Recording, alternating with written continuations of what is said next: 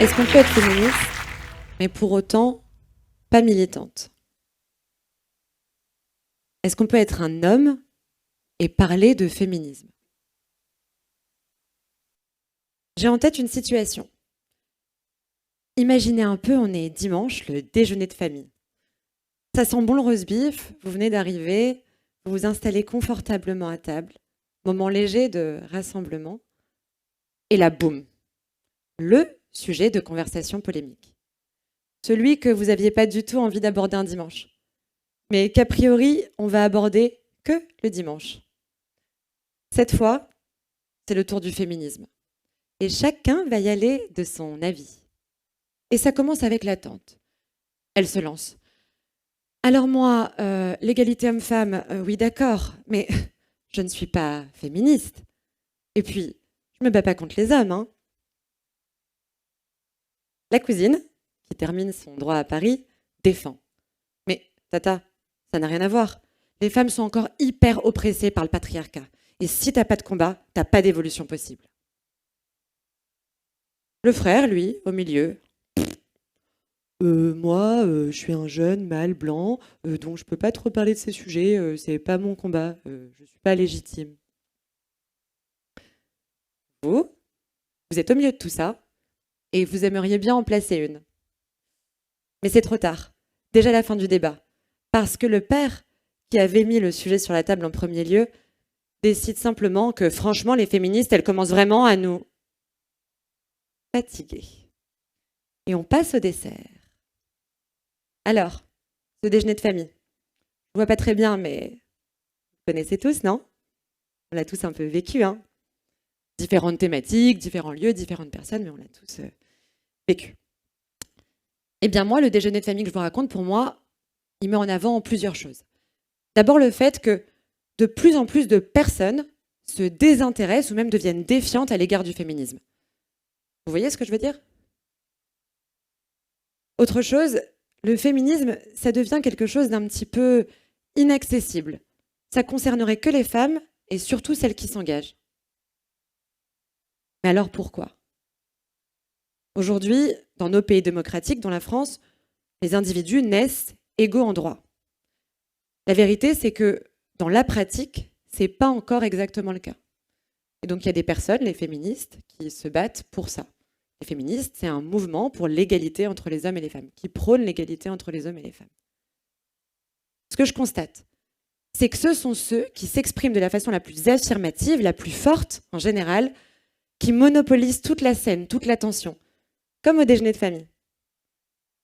Pour le féminisme, celui qui est le plus visible, c'est aussi le plus affirmé, le plus engagé. L'effet pervers, c'est que cette forme d'ultra-engagement, elle va finir par cliver, en fait, au lieu de fédérer. Et une partie de la population va finir par plus du tout s'identifier. Je m'appelle Alexia Books, enchantée. Moi, ce que je voudrais aujourd'hui, et ce que je veux en général, c'est rendre le féminisme accessible à tous. Et pour ça, j'ai une solution. Ça s'appelle la nuance. Je vous donne une définition de la nuance dans le dictionnaire. C'est la différence légère entre des opinions ou des sentiments de même nature. Imaginons.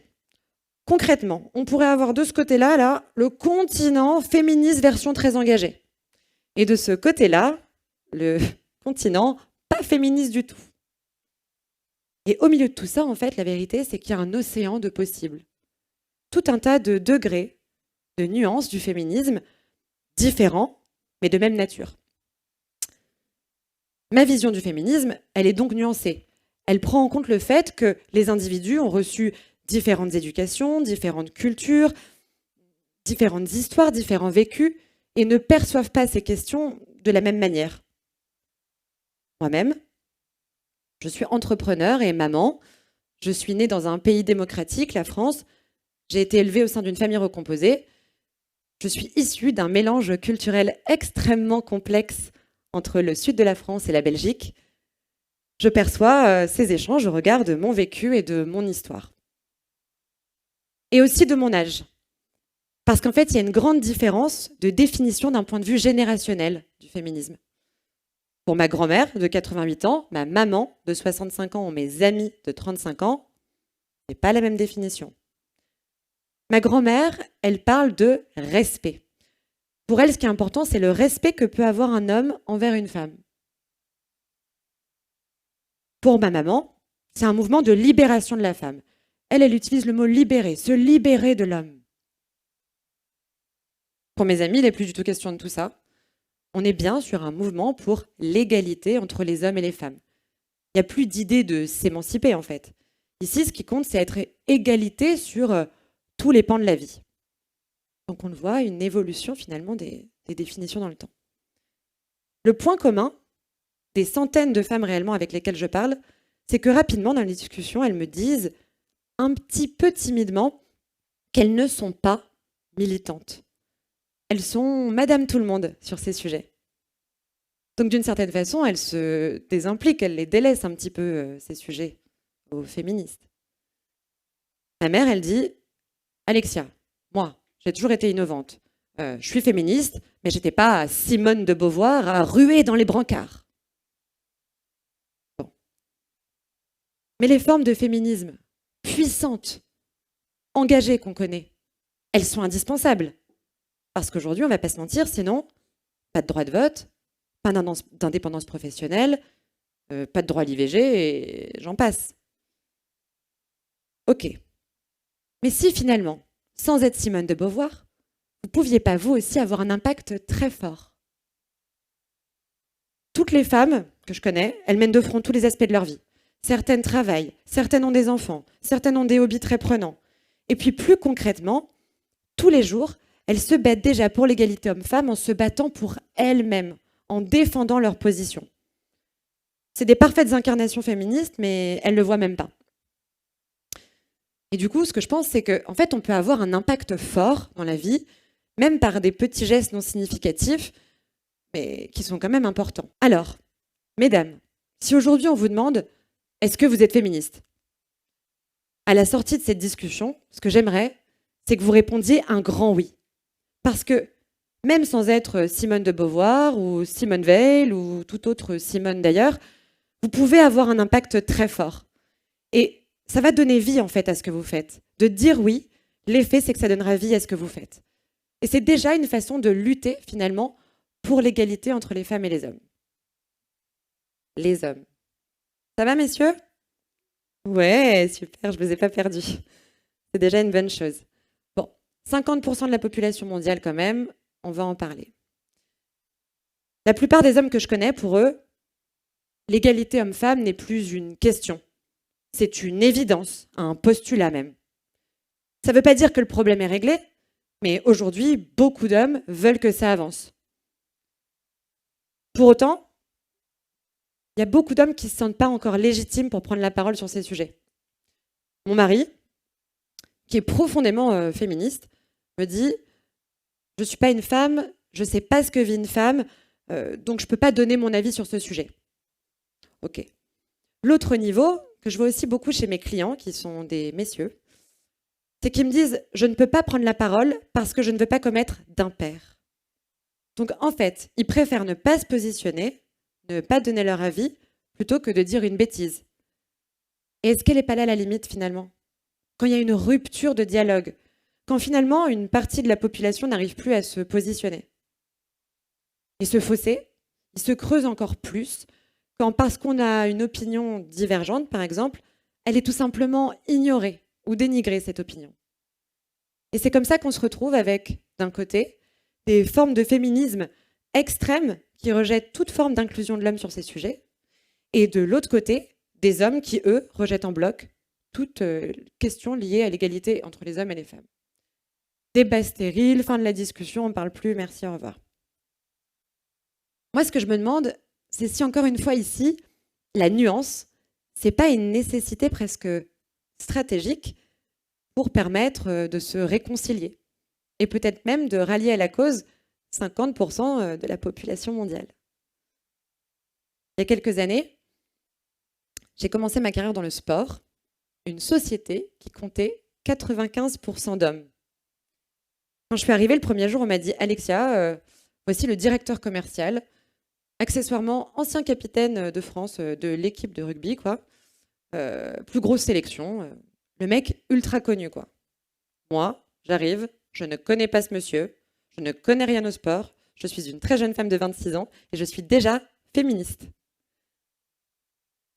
Je suis devenue dirigeante de cette société 3 ans après, croyez-le ou non.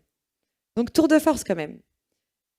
Et ce que je pense, c'est que pour m'imposer, au-delà du fait d'être évidemment extrêmement compétente, je me suis d'abord installée dans une posture résolument féministe, très déterminée, mais je l'ai fait toujours avec la volonté d'embarquer des personnes qui en face de moi étaient très différentes, en adoptant leur code finalement.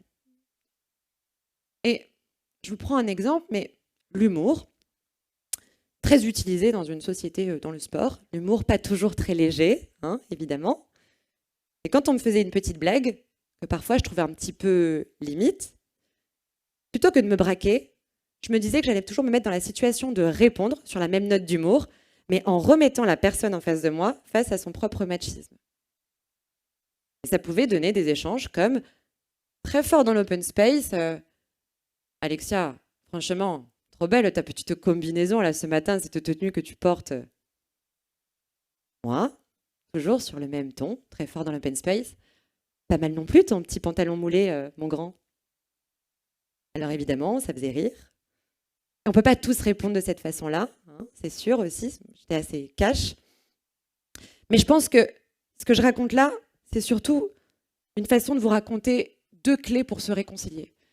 D'abord, le fait que, en nuançant mon approche et en adoptant les codes de personnes qui étaient très différentes de moi, en me mettant à leur place, ça m'a permis d'être très rapidement acceptée, mais surtout respectée. Et ça, valoriser la diversité des opinions dans vos échanges, essayez parce que ça change vraiment tout. La deuxième chose, et là je m'adresse à vous, messieurs, le rôle des féministes n'est pas de protéger ou de faire attention aux égos sensibles de certains, mais bien de lutter pour leur position, pour s'imposer, même si parfois ça passe par des actions fortes ou des mots un peu forts. La nuance de votre part, c'est surtout de ne pas réduire ce combat, qui est encore trop important en fait pour nous les femmes, même si parfois vous ne vous sentez pas exactement à votre place. Féminisme, ce mot n'est plus juste une affaire de femmes, c'est un combat d'individus. Les hommes et les femmes sont et doivent être traités de la même manière, point. Maintenant, l'important, c'est de ne pas vouloir que l'un ou l'autre de ces individus veuille prendre le dessus ou garder le dessus sur l'autre, mais bien de co-construire et d'éduquer ensemble dans le sens d'un impact vertueux. Vous, aujourd'hui, vous écrivez la future définition du féminisme. Et pour ça, vous pouvez avoir un impact de 1000 façons. En éduquant vos filles et vos fils, en défendant vos idées au quotidien, mais aussi et surtout en vous positionnant avec nuance, mais sans équivoque, sur un terrain d'égalité à ces sujets. Je vous remercie de m'avoir écouté.